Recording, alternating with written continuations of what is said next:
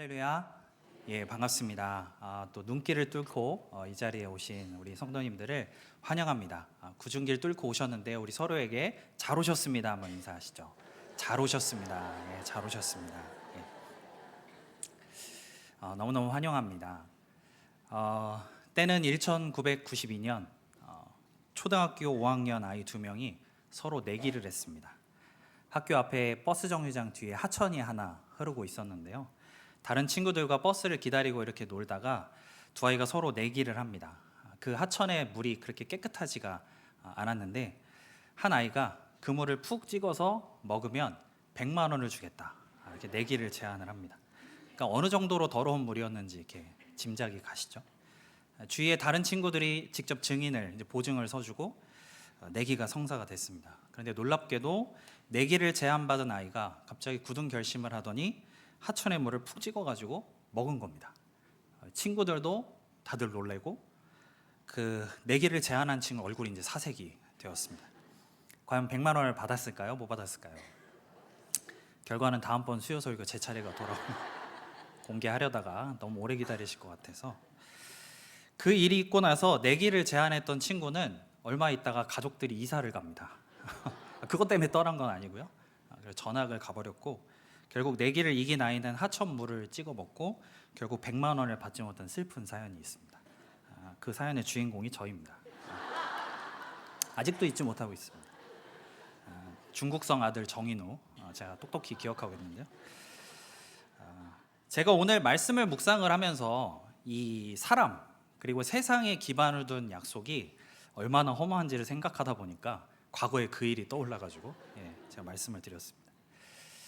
오늘 이 이사야 28장은 기록 시기를 학자들이 이렇게 분석해 볼 때 언제쯤으로 그 이야기를 하냐면 BC 8세기 말쯤에 그 남유다 왕의 히스기야 통치를 하고 있던 그 시기쯤으로 이야기를 합니다. 먼저 앞쪽에 그 북이스라엘에 대해서 1절부터 6절까지 쭉 나오는데요. 그 상태를 1절에서 이렇게 설명하고 있습니다. 에브라임의 술 취한 자들의 교만한 면류관은 화 있을진저 술에 빠진 자의 성 곧 영화로운 관같이 기름진 골짜기 꼭대기에 세운 성이여 쇠잔에 가는 꽃 같으니 화 있을진저. 이 북이스라엘의 상태는 굉장히 교만한 상태였습니다. 겉으로는 이 말씀처럼 기름진 골짜기 그 꼭대기에 멋지게 서 있는 화려한 왕관과 같았지만 실상은 시들어가고 있는 꽃과 같은 그런 운명이었습니다. 그래서 그 바로 다음 절에 나오는 2절에서 주님이 일으키신 강하고 힘있는 세력에 의해서 순식간에 실제로 짓밟혀 버리게 됩니다. 그리고 4절에서는 이런 표현이 나오는데요. 여름 전에 처음 익은 무화과 같다, 이런 표현이 나옵니다. 여름 전에 처음 익은 무화과 같다. 이게 이제 중의적인 의미를 같이 담고 있습니다. 먼저는 굉장히 그 처음 익은 무화과가 딱 쳐다보면 군침 돌게 생겼거든요. 그래서 북이스라엘의 지금의 상태가 딱 보기에는 참 부럽고 탐스러운 존재로 보여진다라는 뜻이 하나가 있고, 또 다른 뜻은 이 처음 익은 무화과는 가지를 조금만 흔들거나 툭 치면 열매들이 툭툭 떨어집니다. 그래서 그런 존재와 같이 지금은 굉장히 부럽고 탐스러운 존재지만 하나님이 그냥 툭 한번 건드리면, 툭 한번 흔들면 그 모든 영광 다 땅에 떨어져 버릴 그런 운명이다라고 지금 표현을 하고 있는 것입니다. 이 실제로 북이스라엘은 아수르에 의해서 BC 722년에 완전히 이 땅에서 멸망하고 맙니다. 북이스라엘이 이런 운명이니까 남유다에게 지금 경고를 하는 거예요. 너희들 반면교사 삼아라, 이렇게 지금 이야기를 하는 건데, 문제는 이 남유다의 상태도 만만치가 않습니다. 본문 7절 8절을 같이 한번 읽어보겠습니다. 시작. 그리하여도 이들은 포도주로 말미암아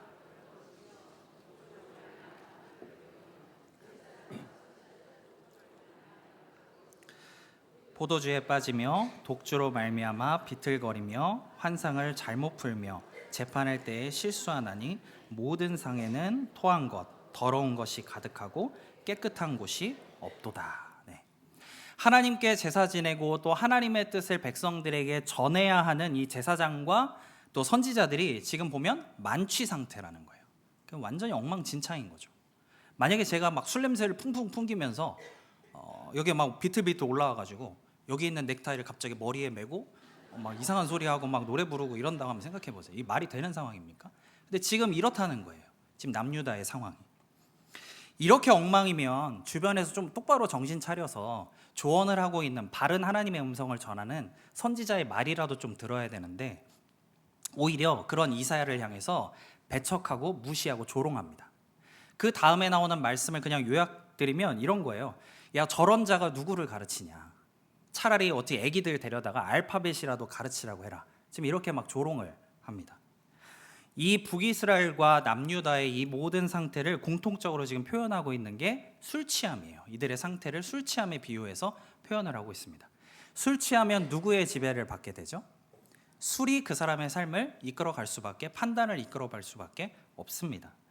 그래서 인생의 주도권을 하나님께 두지 않고 엉뚱한 곳에 지금 두고 있다. 이 두 나라가 지금 이렇게 경고를 하고 있는 거예요. 그래서 교만의 본질은 바로 여기에 있습니다. 교만의 본질은 하나님 없이 살아가는 거예요. 하나님 없이 살아가는 게 바로 교만의 본질이고 근본입니다. 그 사람이 더 이상 하나님이 필요 없어진 상태가 되면 그게 교만이라는 거예요.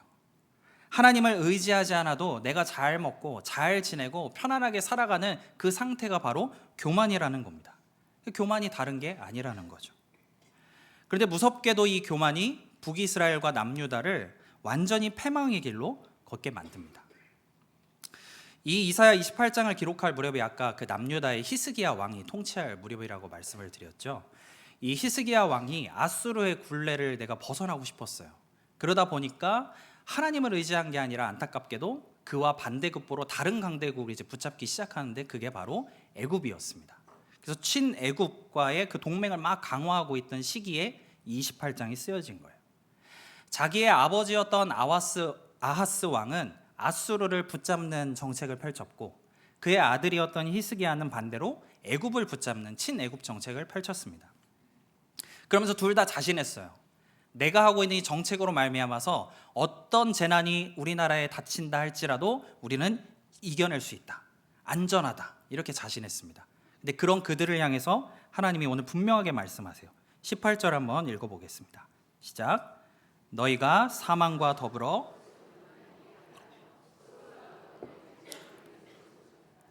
넘치는 재앙이 밀려올 때에 너희가 그것에게 밟힘을, 하나님 외에 다른 것들을 의지하고 손잡은 것이 이 말씀의 표현처럼 사망과 언약을 맺은 거다, 스올과 맹약을 맺은 거다, 이렇게 가르쳐주고 있습니다. 아수르가 되었던 그 대상이 애굽이 되었던 하나님이 아닌 다른 세상 것을 의지하고 그것과 언약을 맺은 그 모든 것이 바로 교만이다 라고 우리에게 말씀하는 거예요. 세상에 좀 힘 좀 있다고 거기 붙잡았다가는 그거에 그대로 끌려가서 망하게 된다라고 하나님이 이사야를 통해서 경고하시는 겁니다. 하나님을 의지하지 않는 그 교만의 결과는 한결같이 정해져 있었습니다. 그 끝이. 예수님께서 그 신약에서 여러 비유 중에 그런 비유를 하셨죠. 부자가 천국 들어가기가 그 낙타가 바늘귀 들어가는 것보다 어렵다, 이렇게 말씀을 하셨었습니다. 왜 그럴까요? 뭐 부자가 더 악해서 그럴까요? 아니면 뭐 가난하면 더 착하니까, 선하니까 그럴까요? 이제 그런 게 아니죠. 부자는 아무래도 하나님 아니어도 이 땅에서 편안하게 잘 살아갈 수 있는, 풍요롭게 살 수 있는 상황이 주어질 수 있기 때문입니다. 상대적으로 더 많이. 그러니까 하나님이 필요 없는 교만이 찾아올 수 있고, 그 하나님이 필요 없는 교만으로 말미암아 그 결말이 결국은 패망일 수밖에 없기 때문이에요. 그럼 이제 저에게도 이게 대입이 되는 거죠. 저 같은 목사도 마찬가지입니다. 제가 경험이 쌓이고 지식이 많아지고 설교의 경험이 많아져서 이렇게 설교의 자리가 주어졌을 때, 이렇게 단위에 올라올 때에 하나님을 의지하지 않고도 얼마든지 제가 말로 이야기하고 말씀을 증거하고 내려올 수 있는 상황이 되기 시작하면 저는 본문의 말씀처럼 패망의 길에 들어선 거예요.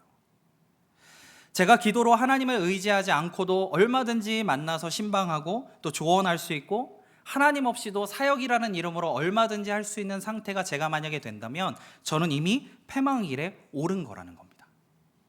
한번 여러분 각자를 돌아보셨으면 좋겠습니다. 나는 지금 어떤 상태에 놓여 있는가?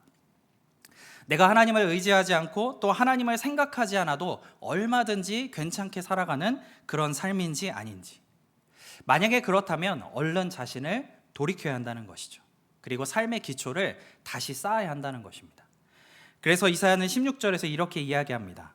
그러므로 주 여호와께서 이같이 이르시되 보라 내가 한 돌을 시온에 두고 기초를 삼았노니 곧 시험한 돌이요 귀하고 견고한 기초돌이라.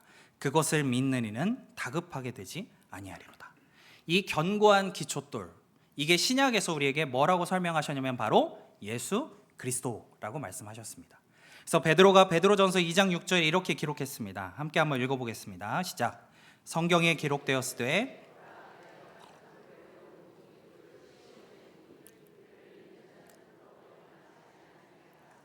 아멘.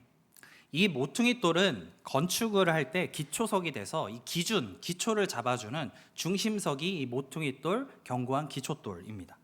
하나님이 두신 이 견고한 기초돌, 거룩하고 보배로운 이 모퉁이 돌을 기준으로 우리의 삶을 세워야 한다는 거예요. 예수 그리스도를 통해서 완벽하게 완성하신 그 하나님의 율법, 그 하나님의 말씀을 기초로 해서 삶을 세워야 한다는 겁니다. 이게 교만하지 않고 이 땅을 살아가면서 겸손하게 하나님을 의지해서 살아가는 삶의 모습이라는 거예요. 우리가 이 말씀을 기초로 삶을 세운다고 하면 뭔가 좀 이렇게 항상 큰 거를 생각을 합니다. 내 인생을 어떻게 할까? 인생 전체를 돌아보고 이렇게 하는데요. 사실 이 모퉁이 돌, 이 기초돌은 기준을 딱 잡아주고 그때로부터 건축이 어떻게 시작이 되냐면 그 중심석 옆에 이제 돌들을 맞춰서 쌓아가기 시작하는 겁니다. 하나하나 쌓습니다. 다 만들어 놓은 완성된 돌들을 가져다가 기초석에 갖다가 한 번에 쿵 하고 끼우는 게 아니라 그 기초석을 기준으로 해서 하나하나 돌들을 쌓는 거예요. 이게 뭘 의미할까요? 우리가 하나님의 말씀을 기초로 우리의 삶을 쌓겠다고 할 때 인생 전체를 다 생각하는 게 아니라 지금, 오늘 나에게 주어진 그 하루를 하나님의 말씀의 기초 위에 쌓겠다라고 우리는 돌아보고 다짐하고 결단해야 한다는 것입니다. 내가 매일의 큐티를 해나가면서 지금 나에게 주신 하나님의 말씀을 기준으로 오늘 하루 내 삶을 계속해서 살아내는 거예요. 그런 일상의 하루하루가 모여져서 결정적인 순간에 그 말씀으로 승리하는 그런 삶을 살게 된다는 것입니다. 제가 지난 1월에 가족들하고 좀 바람을 쐬자 해서 저기 가평에 있는 한옥 펜션을 찾아가지고 거기를 갔습니다. 벽이 진짜 이렇게 황토, 저희 찬양팀 저 색깔처럼 예쁜 황토라고 해서 그런 황토로 이렇게 벽이 딱 돼 있는 좋은, 눈도 마침 내려가지고 너무 아름다웠는데요. 마침 거기에 불멍을 할 수 있는 난로가 이렇게 딱 있더라고요. 그래서 저는 이제 그런 걸 많이 해본 적이 없어가지고 주인 아저씨가 이제 상세하게 설명을 해주셨습니다. 그래서 그 설명을 듣고 이제 저녁 먹고 나서 불멍을 이제 멋지게 하려고 장작을 넣고 거기에 이제 고치에 불 붙이는 걸 해서 제가 불을 잘 붙였어요. 알려준 대로 다 했는데 분명히 그 설명에 의하면 연기가 밖으로 이렇게 다 빠져나가게 되어 있다고 했거든요. 제가 문을 닫고 나서 얼마 안 있다가 갑자기 연기가 이제 그 사이로 틈으로 막 숙소 안으로 막 들어오는 거예요. 연기가. 그래서 너무 당황해가지고 이제 창문하고 겨울이지만 이렇게 문을 열어놓고 급하게 이제 전화를 걸어서 도움을 청하고서는 전화를 끊고 제가 돌아와서 아이들을 봤는데 둘 다 똑같은 포즈로 있는 겁니다. 뭐냐면 코를 이렇게 코와 입을 막고 낮은 자세로 아빠 어떡하냐고 막 이러면서 지들만 살겠다고 또 똑같이 그러고 있는 거예요. 이 똑같은 자세를 어디에서 배웠을까요? 여의도의 명문 유치원, 침례 유치원에서 소방교육을 정기적으로 하고 있습니다. 애들이 그걸 받은 거예요. 평상시에 그 훈련을 받으니까 그 순간에 애들이 똑같이 배웠던 걸 기억하고 몸이 반응을 하는 거죠. 우리도 마찬가지라는 겁니다. 우리의 영도 마찬가지예요. 내가 일상에서 말씀을 기초로 결단하고 살아가는 하루하루를 살아내면 우리의 영이 그걸 기억하고 결정적인 순간에 그렇게 반응한다는 겁니다. 우리 모두가 알고 있는 다니엘이 승리했던 것도 마찬가지였어요. 다리오 왕이 다니엘을 총리 중에 하나로 두었습니다. 당연히 바벨론 신하들, 다른 신하들 입장에서는 아주 눈에 가시처럼 이제 여겨졌겠죠. 우리로 따지면 이제 일제 시대 때 조선인이 천황 다음 넘버 2의 자리에 지금 올라가 있는 겁니다. 그러니까 그 사람들 입장에서는 얼마나 이 사람을 끌어내리고 싶었겠어요. 그래서 온갖 고발을 하려고 허물을 찾습니다. 근데 아무리 찾아도 허물이 보이지가 않는 거예요. 뭐 이렇게 털어서 먼지 안 나오는 사람 있냐 뭐 이런 말도 있지만 아무리 다니엘을 털고 또 털었는데도 먼지가 안 나오는 겁니다. 그러니까 이제는 안 되겠다 싶어서 뭐를 가지고 공격을 하려고 했냐면 그의 신앙을 가지고 공격을 해야겠다 해서 계략을 짜죠. 그래서 다리오 왕에게 왕명으로 다리오 왕 외에 기도하면서 뭔가를 구하고 있는 거를 다 금지시켜 버립니다. 만약에 그걸 하게 되면 사자굴에 던져서 죽이라는 그 왕명이 딱 떨어지죠. 다리오 왕의 이런 명령이 떨어졌을 때 다니엘은 흔들리지 않습니다. 그리고 다니엘 6장 10절에 세 번역으로 이렇게 되어 있는데요. 같이 한번 읽어보겠습니다. 시작. 다니엘은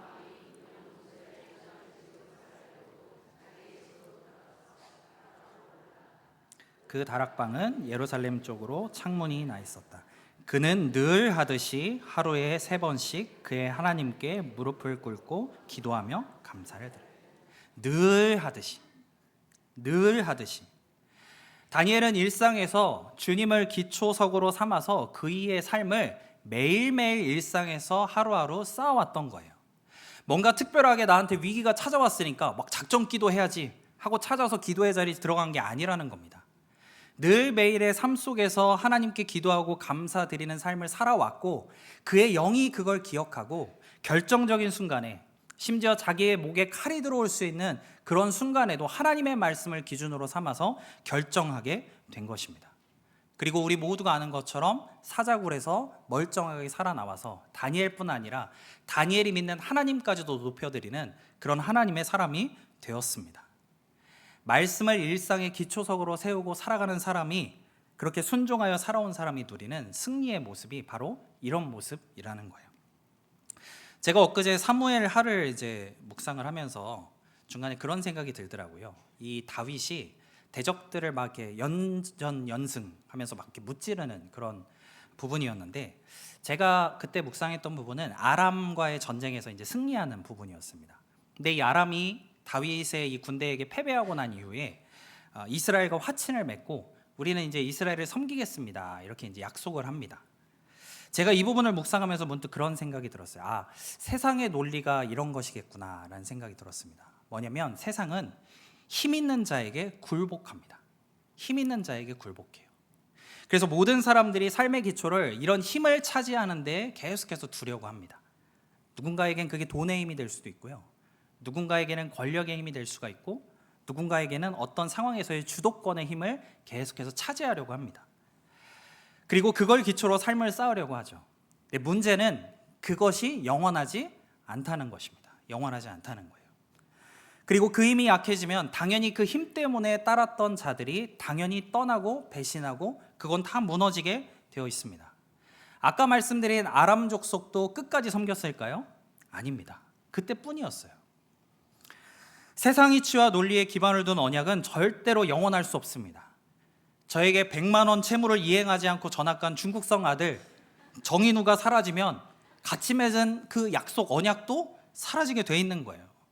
그러니까 우리는 다른 게 아니라, 세상 것이 아니라 영원히 변하지 않는 절대적인 그 기준의 언약을 붙잡고 그 위에 삶을 쌓아가야 하는 것입니다. 1.1핵도 사라지지 않고 태초부터 영원까지 살아 역사하시는 그 하나님의 말씀을 붙잡고 그 약속 위에 우리의 삶을 세워야 한다는 것입니다. 때로는 심지어 그게 내가 생각하지 못했고 내가 감히 도전할 수 없고 부담되는 십자가의 길이라 할지라도 그렇게 해야 된다는 거예요. 왜 그럴까요? 하나님께서는 세상 이치와 다른 하나님의 방식으로 승리하게 하시는 분이기 때문입니다. 세상 논리에 기반을 두고 생각해보면 예수님은 마귀가 그분을 데려가셔서, 예수님을 데려가셔서 성전에서 뛰어내리라고 하는 그 시험을 내렸을 때 오히려 성전에서 멋지게 뛰어내리고 백성들 앞에서 안전하게 쫙 착지하면 왕으로 추앙받았을 거예요.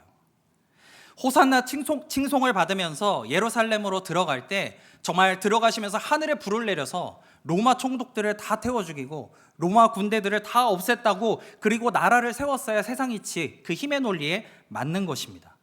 근데 예수님은 충분히 그럴 능력이 있으신 분임에도 불구하고 그렇게 하지 않으셨어요. 왜요? 하나님의 말씀과 뜻이 그게 아니었기 때문입니다. 그런데 놀랍게도 겉으로 볼 때는 참 비참하고 또 극형으로 죽어간 그 십자가를 통해서 세상을 이기셨어요. 요한복음 16장 33절에 이렇게 말합니다. 읽어보겠습니다. 시작. 이것을 너희에게 이르는 것은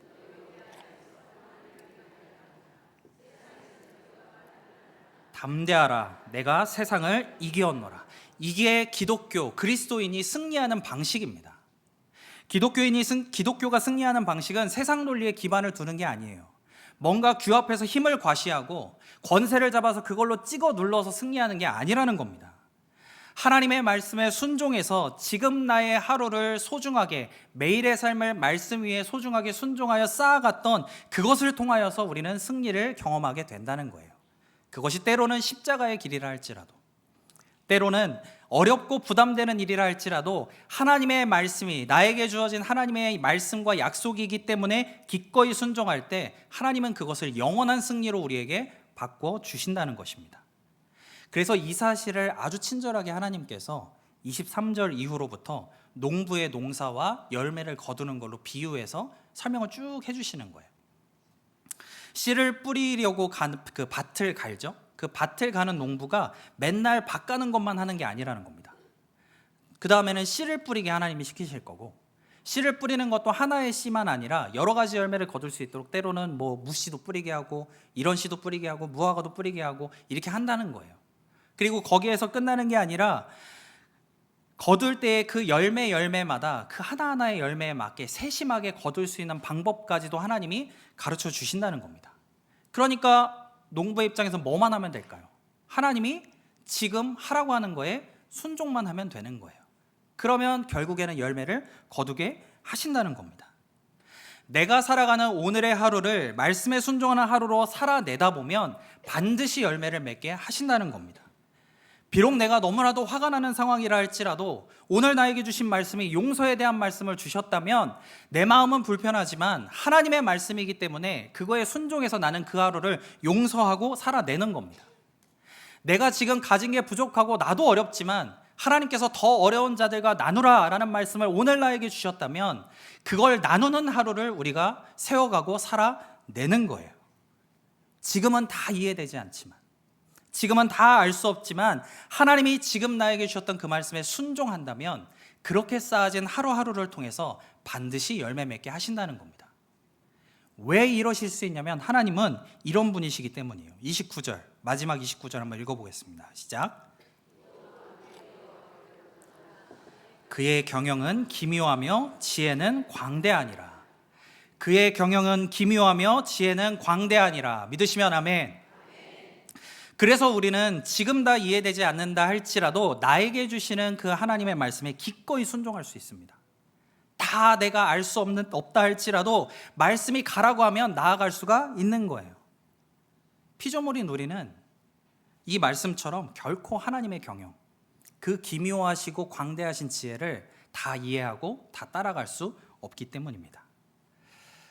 지난 월요일에 LBS 청소년 사역 컨퍼런스가 저희 교회에서 있었습니다. 그래서 많은 분들의 헌신과 기도로 감사하게 잘 마무리가 되었고요. 참가자분들이 그 기도와 도전 또 감동과 도전을 많이 받았다라는 피드백을 제가 이렇게 계속 전해 듣고 있습니다. 저와 또 함께 준비하는 목회자들이 기획을 하면서 전 그런 생각을 계속했습니다. 어떻게 하면 그날 참여한 분들이, 참가자들이 감동을 받으실 수 있을까? 그래서 좀 이렇게까지 할 필요가 있을까 하는 거를 그렇게까지 좀 해봤습니다. 네.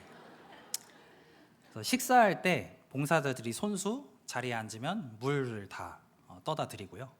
또 정리도 그대로 두고 일어나시면 봉사자들이 다 정리를 해드렸고, 또 카페에서도 너무 아름답게 또 연합여전도회가 섬겨주셔서 정성을 다해서 다 가져다 드리고 정리해드리고, 참가했던 분이 또 이제 아는 분한테 연락을 해서 이야기를 했대요.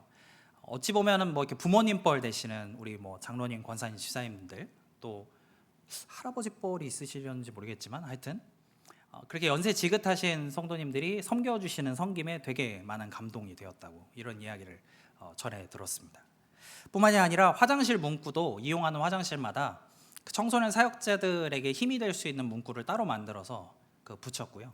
매 강의마다 화장실 점검을 계속했습니다. 네.